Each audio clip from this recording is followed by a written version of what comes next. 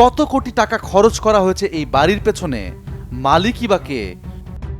জান্নাতি প্যালেস। ৮-১০টি বাড়ির মতো নয় এটি। রাজধানীর গুলশানেও এমন বাড়ি খুঁজে পাওয়া দুষ্কর। সুউচ্চ প্রাচীর ঘেরা, দেয়ালে বৈচিত্র্যময় টেরাকোটা আর বাহারি কারুকার্যময় লোহার গেট, সব মিলিয়ে স্থানীয়দের কাছে এই বাড়ি এখনই বিস্ময় হয়ে ধরা দিয়েছে।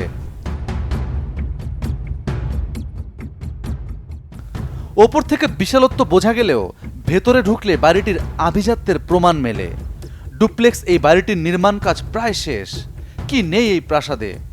সবই আছে। সুইমিং পুল থেকে শুরু করে দামি ইন্টেরিয়র, কোথাও কোনো কমতি রাখা হয়নি। নির্মাণ কাজের সাথে জড়িত ব্যক্তিদের ধারণা 10 কোটিরও ওপরে খরচ হয়ে গেছে বাড়িটির পেছনে। এলাকাবাসী এটিকে এমপির বাড়ি হিসেবে চিনলেও আমাদের হাতে আসা কাগজপত্র বলছে এই বাড়িটিও শিমুলের স্ত্রী শামীমা সুলতানা জান্নাতীর নামে। এখন প্রশ্ন হচ্ছে, জান্নাতি এত টাকা পেলেন কোথায়? এই প্রশ্নের উত্তর খুঁজতে গিয়ে শিমুলের স্ত্রীর কোনো আয়ের উৎস খুঁজে পাইনি আমরা। বরং গত 3 বছরের আয় ব্যয়ের বিবরণী দেখে অবাক হতে হয়েছে। 3 বছর আগে অর্থাৎ 2018-19 অর্থ বছরে জান্নাতির মোট সম্পদের মূল্য ধরা ছিল 2,14 লাখ টাকা। পরের বছর এই সম্পদ বেড়েছে মাত্র 16 লাখ টাকা। কিন্তু চলতি বছর সম্পদ বাড়ার হার প্রায় 300%। অর্থাৎ তিনি 2,30 লাখ টাকা থেকে মাত্র 1 বছরে সম্পদ বাড়িয়েছেন 6.5 কোটি টাকা।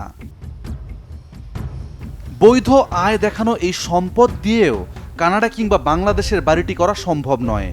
প্রশ্ন হচ্ছে, বাকি টাকা তিনি কোথায় পেলেন? এইসব প্রশ্নের উত্তর জানতে সংসদ সদস্য শিমুলের সাথে কয়েক দফায় মোবাইলে যোগাযোগ করি। যারা ওই জনগণ থেকে বিচ্ছিন্ন যারা, তারাই এই সমস্ত নোংরা কাজের সময়। এমনি কানাডা তো আপনার বাড়িটারই নাই?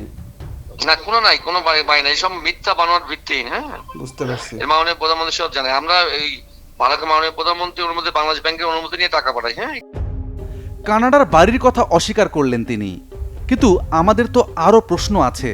তাই দ্বিতীয় দফায় আবারও যোগাযোগ করি। এবার তিনি উত্তেজিত হয়ে ফোন কেটে দিলেন। আমি জাস্ট 1 মিনিট কথা বলি আপনার সাথে। আপনি এইভাবে ফোন কেটে দিচ্ছেন কেন? নামটা বলেন। আমার নাম ইমরান। ঠিক আছে, আপনার সম্পর্কে আমি খবর নিব, তবে আপনার সঙ্গে কথা বলবো। আগে আপনার সম্পর্কে তথ্য নিব যে আপনি আসলে জেনারেল রিপোর্টার কিনা। সম্প্রতি অর্থ পাচারের মাধ্যমে বিদেশে সম্পদ অর্জনকারী ব্যক্তিদের তালিকা চেয়েছেন হাইকোর্ট। সে তালিকা প্রস্তুতের কত দূর? এভাবে অর্থ পাচার বন্ধে রাষ্ট্রের ভূমিকাই বা কী? এসব প্রশ্ন নিয়ে আমরা মুখোমুখি হই দেশের প্রধান আইন কর্মকর্তার। তবে এটা নিয়ে কাজ হচ্ছে, এটা শুধু আপনাদের বলতে চাই, এটা নিয়ে কাজ হচ্ছে এবং আমরা যত সময় আদালতকে এটা আমাদের কাজের অগ্রগতি সম্বন্ধে আমরা আদালতকে জানাবো এবং আদালতকে আমরা প্রতিবেদন দিব, আদালতকে এফিডেভিট আকারে। আপনারা যদি কেউ যদি তথ্য পান, সেটা তো উপযুক্ত কর্তৃপক্ষকে আপনারা দিতে পারেন, আপনার দুদককে দিতে পারেন, বাংলাদেশ ব্যাংকের ইন্টেলিজেন্স ইউনিটকে দিতে পারেন, আপনার তো অবশ্যই দিতে পারেন। এই তথ্যটা যদি একদম তথ্য নির্ভর হয়, এটা হয়, অবশ্যই এটার উপর ব্যবস্থা নেওয়া হবে। আমাদের শিমুল ভাই এখন গাড়ি চালাচ্ছে। বাংলাদেশ থেকে উন্নত দেশে আয়েশি জীবনযাপনের খবর নতুন নয়। সে ধারাবাহিকতায় শিমুল একটি নাম মাত্র। কিন্তু এভাবে কত হাজার কোটি টাকা পাচার হয়েছে সেই হিসাব এখনো অজানা। তবে মানুষের ভাগ্য পরিবর্তনে কাজ করার শপথ নেওয়া দায়িত্বশীল কোনো ব্যক্তি যখন নিজের ভবিষ্যৎ নিরাপদ রাখতে অন্য দেশে আশ্রয় খোঁজে, তখন সংকটে পড়ে দেশ এবং দেশের মানুষ।